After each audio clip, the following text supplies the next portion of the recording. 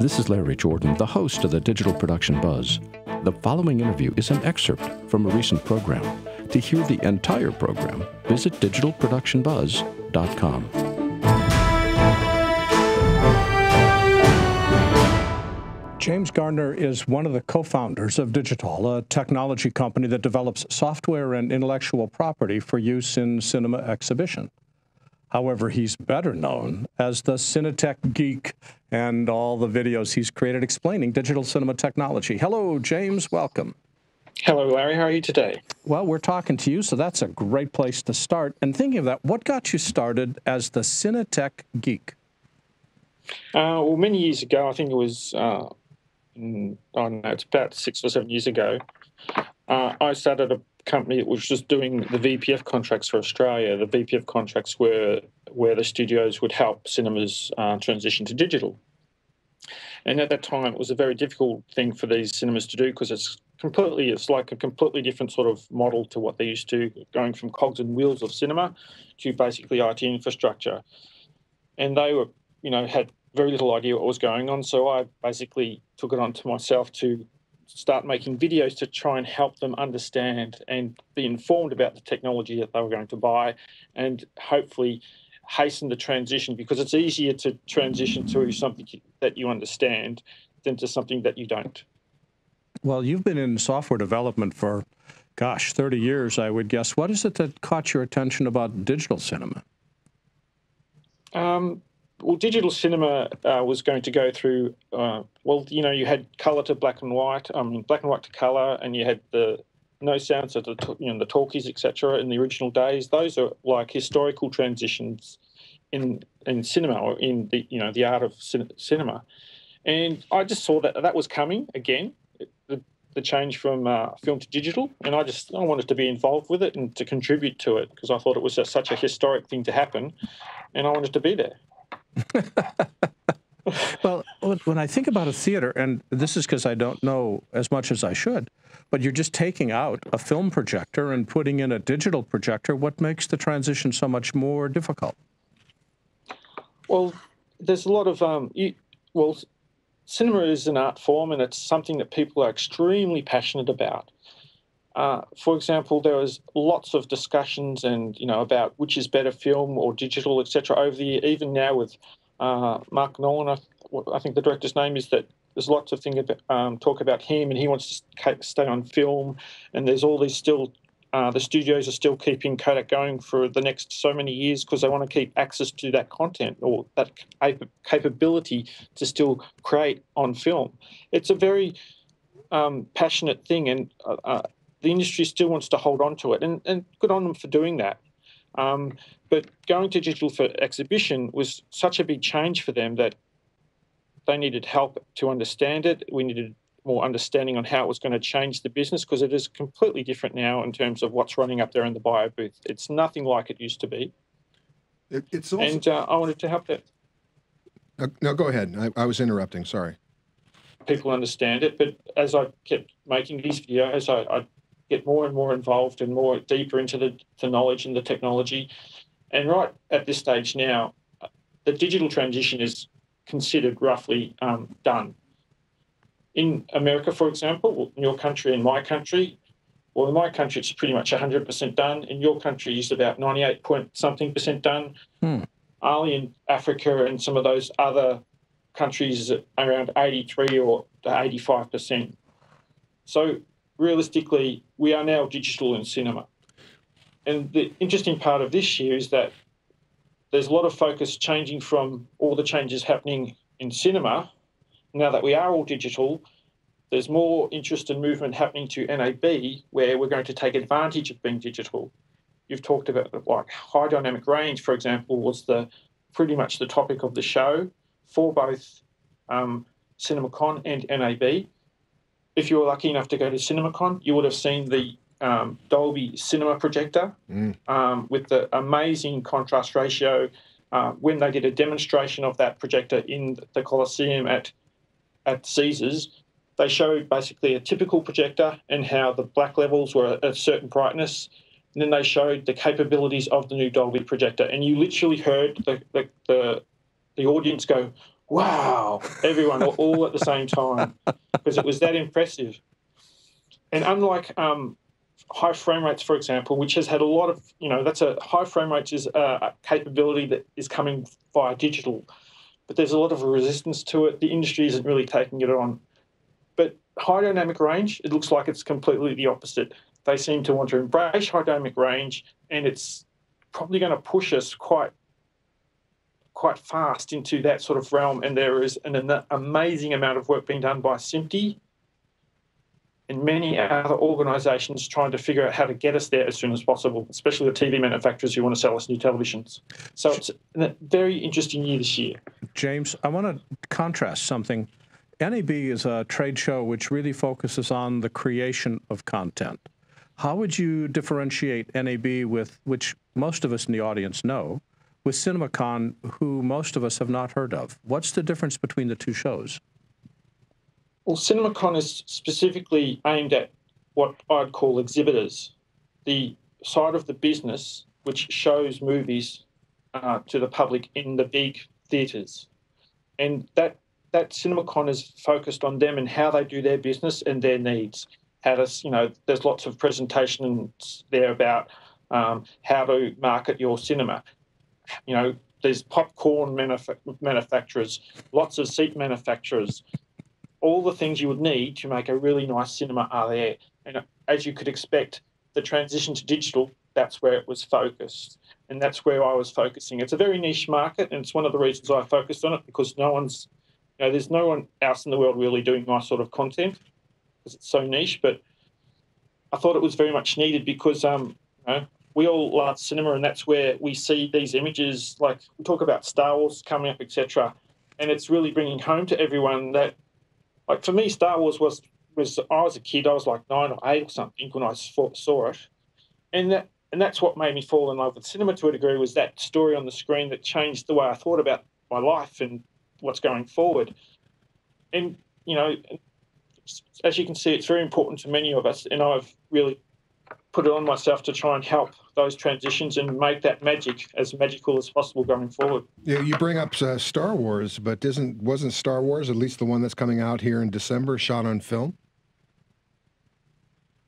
That one was still shot on film, yes, and there's lots of people who still make the decision to shoot on film.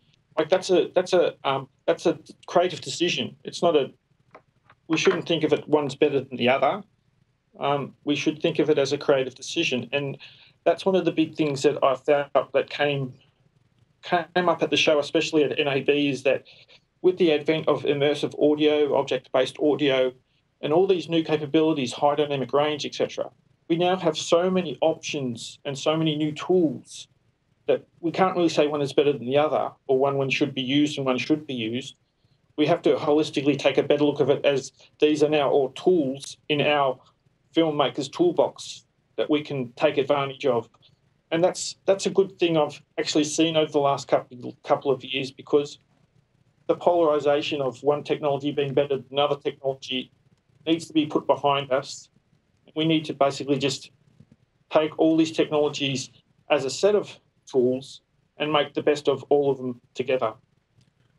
It's one thing you talk about making videos to make the theater owners understand this whole digital projection system, but how hard was it to convince them to pay all the money to take all their film projectors out and replace them with digital cinema projectors, which are very expensive?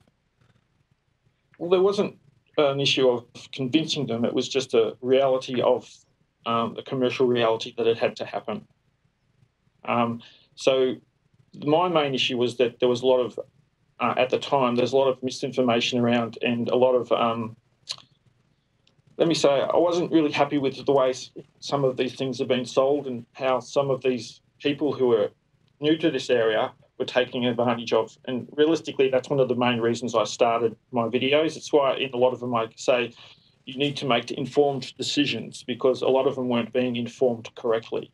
So I was hoping my videos would help combat that that thing that I didn't like happening in this market. James, what were some of the subjects of your videos? What were some of the things you talked about?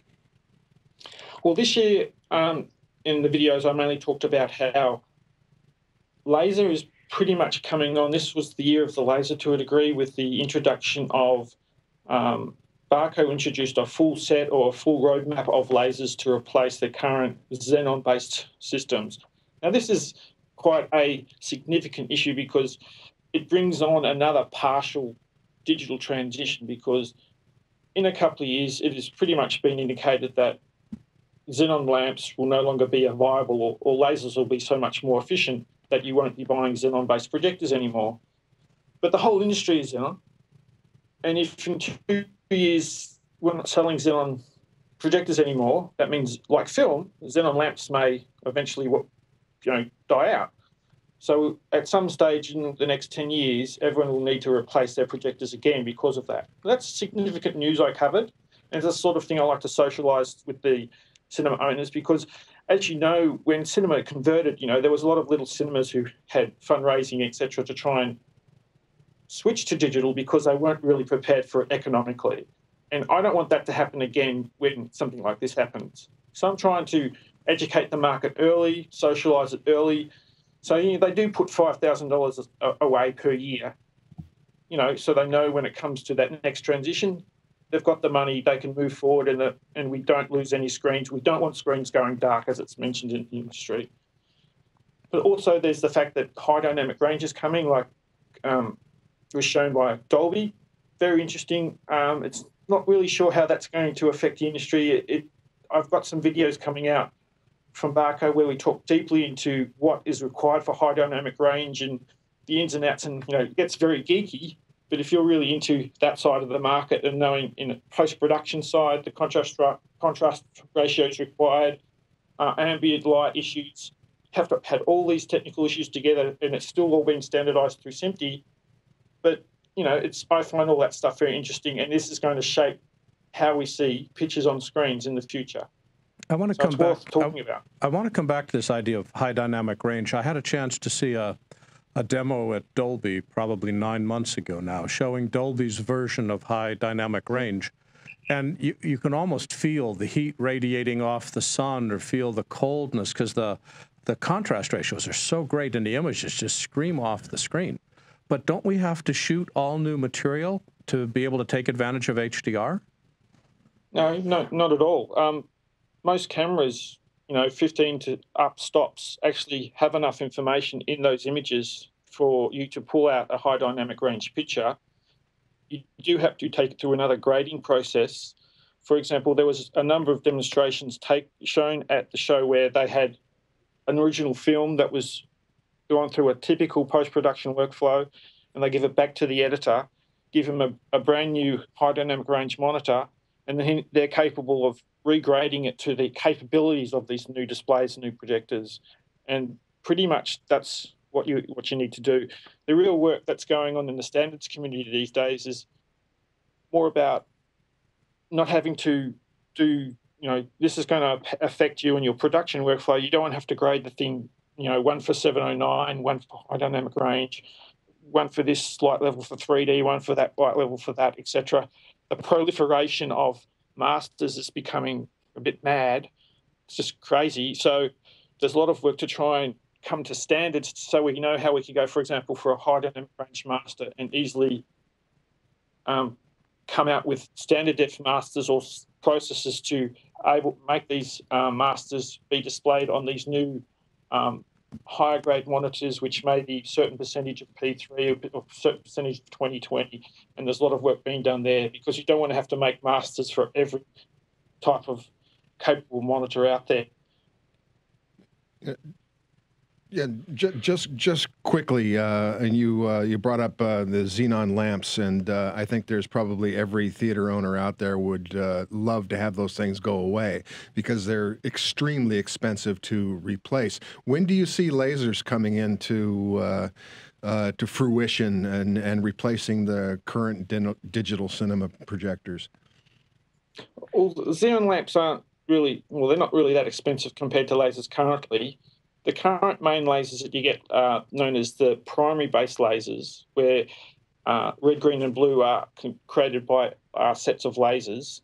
And those are the big Christian Barco lasers that go to the super bright 60,000 looms. Jeez. And they're only really used for what's called LPF, or large premium format, where you've got screens which are towards the 30-meter, the biggest screens you've ever seen. James, I'm going to need to wrap you up. Where can people go on the web to learn more about the stuff you're writing? Well, I'm started posting my NAB videos at CinemaTechGeek.com and also on YouTube.com/CinemaTechGeek. I've posted 3 so far. That's all one word, CinemaTechGeek. And James Gardiner himself is the CineTech Geek. James, we could talk for another 20 minutes on this. Exactly. Thank you so very much for your time. Take care. I got so many more questions.